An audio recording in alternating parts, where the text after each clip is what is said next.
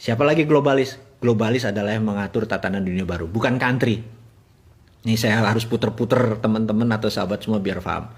Oke, kita lanjut. Apa visi 2030 untuk globalis? Visinya dia ingin mengontrol currency. Oke, ini kalimatnya saya vulgarkan. Ada 20 step, 20 langkah yang akan dia lakukan dari sekarang sampai 2 tahun ke depan. Dari sekarang itu adalah sekarang ini nanti kita bahas ya. Jadi begini. Langkah 1, saya tulis ya, langkah 1. Langkah pertama adalah mengendalikan media mainstream di 194 negara. Saya ulangi lagi. Globalis mengontrol media mainstream, media utama di 194 negara. Gitu ya, Amerika, Indonesia, Tiongkok, nggak peduli dia. Pokoknya kontrol 194 negara, kontrol. Entah kontrol direct, indirect, payment, atau ada orang di dalam, terserah ya. Berapa lama melakukannya? We never know. Bisa 10 tahun, bisa 5 tahun, yang jelas mereka sudah mengontrol saat ini. Kemudian, nomor 2, melepas virus yang sedikit deadly, atau melepas virus yang lebih mematikan sedikit dibandingkan influenza atau flu. Gitu ya. Langkah kedua. Langkah ketiga, semua media yang di tangan dia dibuat berita-berita bahwa COVID menakutkan, mematikan. Anda lihat video di Cina ada orang mati berdiri, di Italia ada gini, sahabat semua, itu by design, itu propaganda. Ya, nomor 3, create fear, menciptakan ketakutan. Keempat, menyarankan total lockdown. Nah, tujuannya apa? Tujuannya dia ingin memukul ekonomi hingga separuh dari transaksi di dunia saat itu. Gitu ya. Kemudian dia ingin 50% populasi dari tenaga kerja menjadi unemployed, tidak bekerja. Oke? Dan ini dipukul bergantian dengan total lockdown di beberapa negara, gitu ya. Nomor 5. Dia menyebarkan PCR yang sangat sensitif. Ini harus diingat lagi nih ya. Menyebarkan PCR yang sangat sensitif. Dengan kesensitifan yang sangat sensitif tersebut sehingga di mana-mana COVID ini menyebar seakan-akan sangat cepat, gitu ya. Oke. Saya lanjutkan lagi. Dan ini terus dipukul sampai November kemarin, yaitu karena tujuannya adalah political tool untuk memukul Trump. Jadi Trump menang atau Trump kalah, tugas COVID dalam political tool sudah selesai. Tapi tugas COVID sebagai pandemic, sebagai economic tool, sebagai biological tool, pandemic tool masih belum selesai. Sekali lagi, political tool sudah selesai. Nah, karena political tool sudah selesai, maka tugas COVID sudah berbeda nih ya, sekali lagi. Dan apa ini yang harus diingat? Maka tadi nomor 4 apa ya? Nomor 1, 2, 3. Ini saya skip ya. Oke. Setelah banyak lockdown, banyak pengangguran segala macam. Nah, ini yang paling penting. Akan diterbitkan placebo vaksin. Ini kurang ajar nih. Placebo vaksin ini tingkat penyembuhannya mungkin hanya setengah orang yang punya antibodi. Jadi gini, orang yang punya kena COVID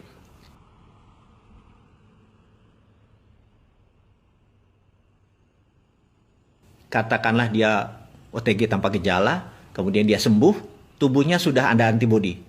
Tapi mereka yang kena lebih severe, lebih parah, misalnya sampai dirawat, sampai perlu plasma atau sampai memerlukan itu, sembuh, maka antibodi dia lebih tinggi daripada yang OTG tadi. Nah, vaksin yang nanti yang kita sebut placebo vaksin ini bahkan tidak sampai setengah dari orang yang punya antibodi itu. Jadi rendah sekali, gitu ya, rendah sekali. Kita sampai tahap ini nih yang saya mau bicarakan. Lalu nanti, sekali lagi, ini belum terjadi. Ada 20, ini nomor 8. Saya ada beberapa yang saya skip sengaja ya, biar teman-teman terus intens dengan saya, intens dengan teman-teman di sosial media. Jadi, ini nomor 8. Nomor 9, nomor 8 itu apa tadi? Diterbitkan vaksin placebo. Ingat, kenapa vaksin placebo? 40 tahun AIDS itu beredar di dunia, belum ada vaksinnya. Ya, Sekarang kita mau nanya, kenapa nih 1 tahun mendadak ada vaksinnya gitu ya? Oke, kita sekedar skip, hanya pertanyaan kritis aja. Nanti setelah ini, setelah vaksin placebo ini diterbitkan, ini sekali lagi saya baca dari data apa yang dimaukan oleh para globalis. Yang nggak percaya teori konspirasi, ya anggap ini dongeng gitu aja ya.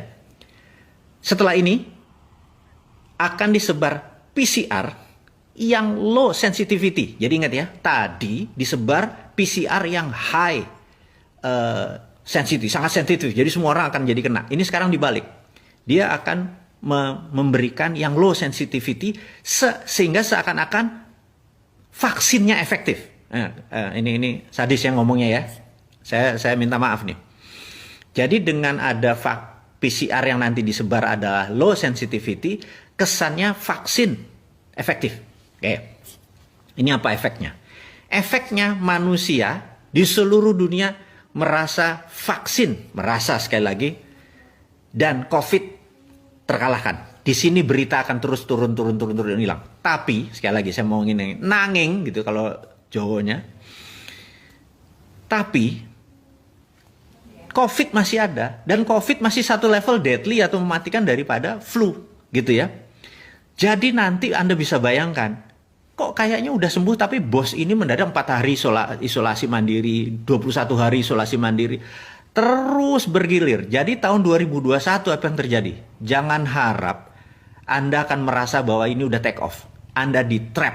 Anda emang sengaja mau dikenain oleh kaum globalis itu supaya terpapar lebih dari 60% penduduk dunia. Itu targetnya.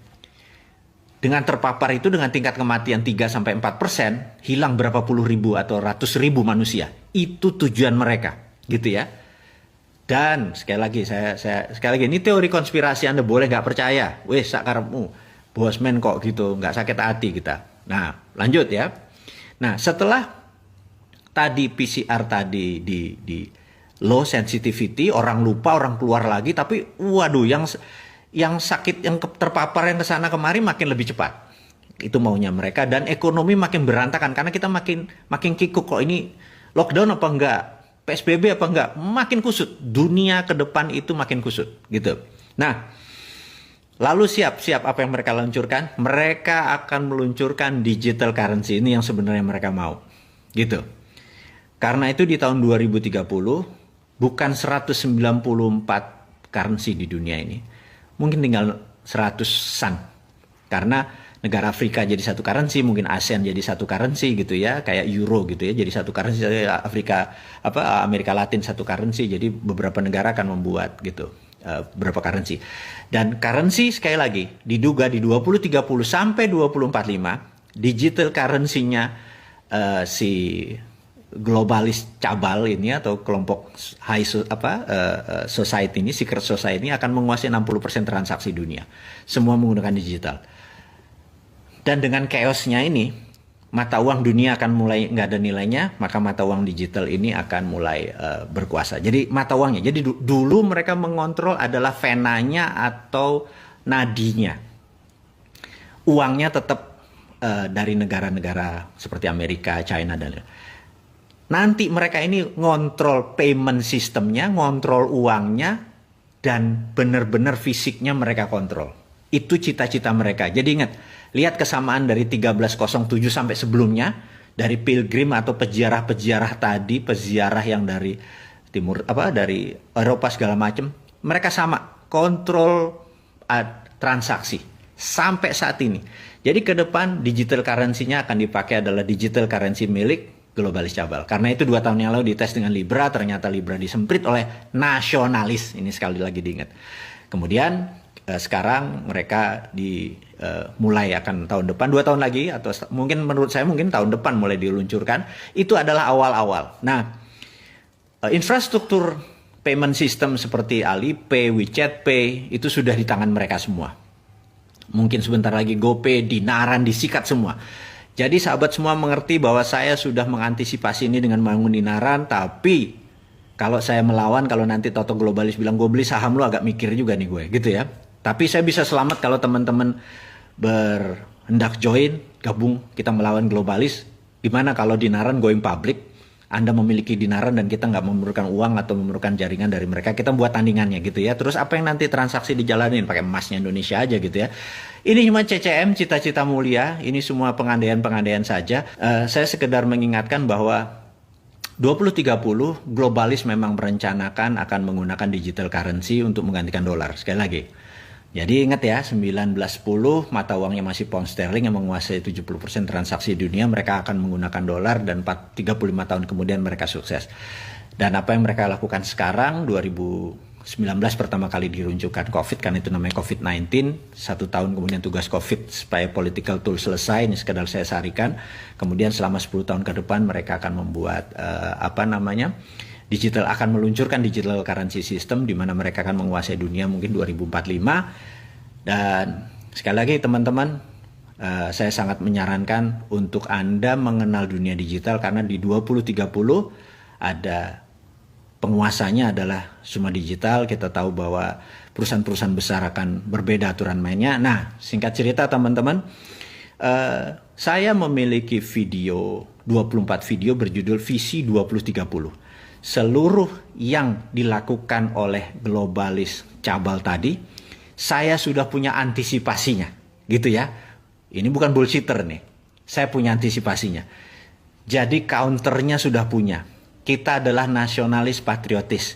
Kita menggunakan kekuatan tanah air kita untuk mengelawan globalis. Ingat, globalis musuhnya adalah nasionalis.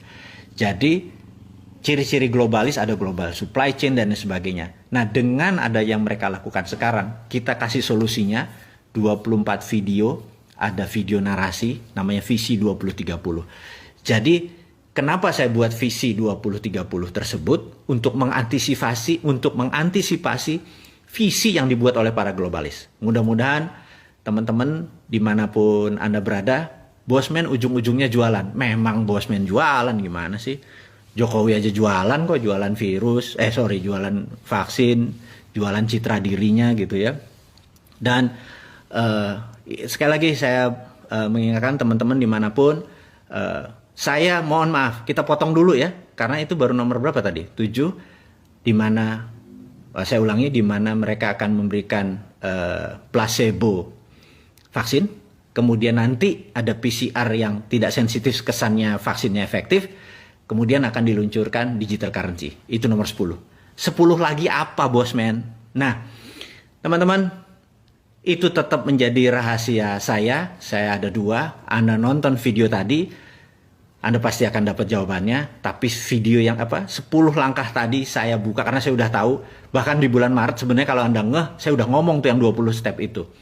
Sahabat sekali lagi dimanapun Anda berada, terima kasih.